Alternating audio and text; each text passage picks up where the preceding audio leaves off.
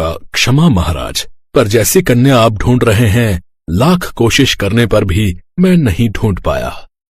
हमें कुछ नहीं मालूम पंडित जी। हमें जैसी कन्या अपने राजकुमार के लिए चाहिए, वैसी ही कन्या आपको ढूंढ कर लानी होगी। पर महारानी। मुझे आगे कुछ नहीं सुनना। आप पूरा देश घूमिए, गांव गांव जाइए और ढूंढिए ऐसी कन्या जिसका नाम र से शुरू होता है और उसके माथे पर चंद्रदेव की निशानी हो। वही कन्या हमारे राजवंश का भाग्य बदलेगी और बदले में आपको वो रकम मिलेगी जिसके बारे में आपने उम्मीद भी नहीं की होगी। समझ गए ना? जी जी महारानी जी। पंडित आज्ञा लेकर वहाँ से चला गया और वाकई पूरा देश खंगाल मारा। फिर पूरे 1 महीने बाद पंडित वापस राजमहल आया। महाराज की जय हो, महारानी प्रसन्न रहे। क्या हुआ पंडित, मिली कोई कन्या? ऐसी खबर लाया हूँ कि आप सुनकर खुश हो जाएंगे। ये देखिए, इस कन्या का नाम है रश्मि और इस पर साक्षात चंद्रदेव का आशीर्वाद है। इसके माथे को गौर से देखिए, अर्ध चंद्र का निशान है महारानी। बहुत खूब, बहुत ही सुंदर। यही है वो कन्या जो हमारे राजवंश का भाग्य बदल देगी। एक काम करो पंडित, अब तुम ही राजकुमार आदित्य का रिश्ता लेकर इसके घर जाओ और कन्या और उसके परिवार को यहाँ लेकर आओ। जो आज्ञा महारानी। लेकिन महारानी, वो मेरा काफी खर्चा हो गया है, तो अगर कुछ पहले काम तो पूरा करवाइए पंडित जी। शादी होने के बाद आपको ऐसी रकम दूंगी जिसकी आपने उम्मीद भी नहीं की होगी और शादी करने का अलग से इनाम भी दूंगी। जैसी आपकी इच्छा महारानी जी। इसके बाद फौरन पंडित दूसरे शहर में रश्मि के घर पहुंच गए और फिर अरे बहन जी, भाग खुल गए आपके और आपकी बिटिया के। ऐसा रिश्ता लाया हूँ मैं। क्या तो ऐसे रहे पंडित जी जैसे किसी राजकुमार का रिश्ता लाए हैं किसी राजमहल से। हाँ बिल्कुल ठीक कहा बहन जी। वो रजवाड़े हैं, महाराज विक्रमादित्य और महारानी देवयानी के बेटे राजकुमार आदित्य का रिश्ता लाया हूँ। सच में? पर इतने शाही और अमीर परिवार ने हमारी बिटिया को ही क्यों चुना पंडित जी?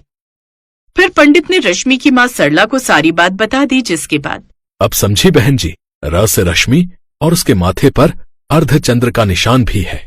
अरे वो तो रश्मि बचपन में गिर गई थी तो चूल्हे के पास पड़ी खड़ी फूकनी लग गई थी इसके माथे पर।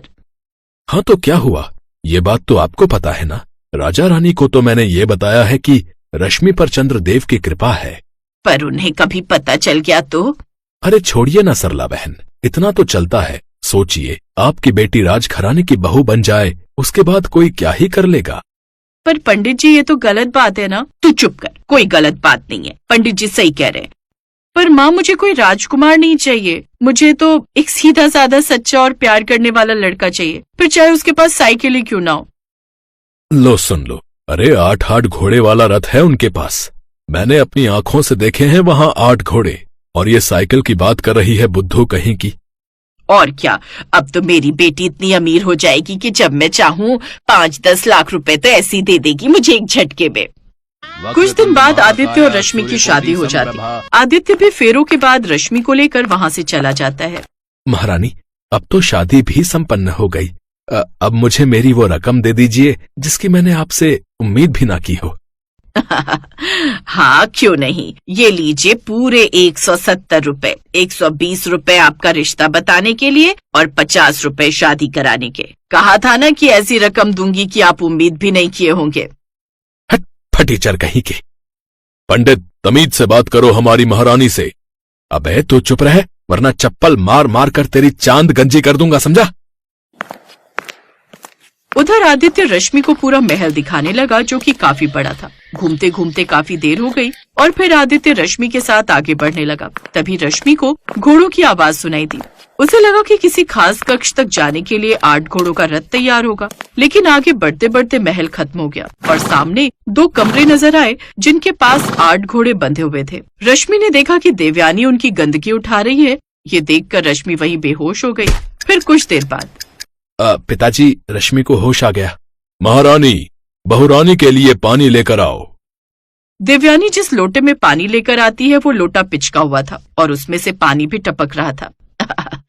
वो घोड़े ने पैर रख दिया था ना इस पर, लेकिन लोटा धुला हुआ है कसम से।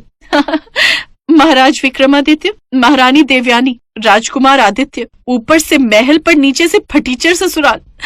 हे भगवान, वाह क्या किस्मत है मेरी। हमारा मजाक मत बनाओ। हमारी मजबूरी सुनोगी तो तुम भी रोने लगोगी। अच्छा बताओ तो क्या मजबूरी है आप सबकी? हम लोग सच में रजवाड़े हैं।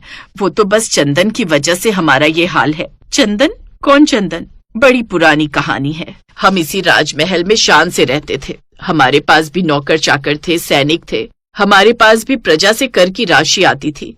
ये नकली गहनों की जगह असली गहने हुआ करते थे। लेकिन फिर एक दिन महल के एक नौकर चंदन का मन डोल गया और उसने मेरे गहने चुराने की कोशिश की। लेकिन महाराज ने उसे चोरी करते हुए देख लिया और उन्होंने अपनी शाही तलवार निकाल ली। फिर क्या हुआ? फिर उस चंदन के बच्चे ने महाराज से तलवार छीन ली और पिताजी को बहुत मारा। मुंह से खून निकाल दिया मार मार के। पिताजी ने भागने की बहुत कोशिश की और इसी भागम भाग में चंदन तलवार पर गिरा और मर गया। बस उसी दिन से वो भूत बनकर इस महल में भटकता है। वो हमें अपनी मौत का कारण मानता है।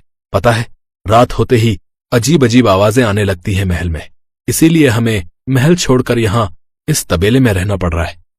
उसने हमारे महल पर कब्जा कर लिया और हमने उसके घर पर। मतलब? पर ये घोड़े? ये तो आदित्य का अस्तबल है। सुबह सुबह इनके मालिक आएंगे और अपने अपने घोड़ा गाड़ियों को इन्हें लगाकर ईंट भट्टे से ईंटें ढोएंगे। वो सब पूरे 8,000 रुपए देते हैं हमारे आदित्य को। पर अब तुम आ गई हो ना, तो तुम हमारा भाग्य बदल दोगी। मथुरा वाले पंडित जी ने यही कहा था।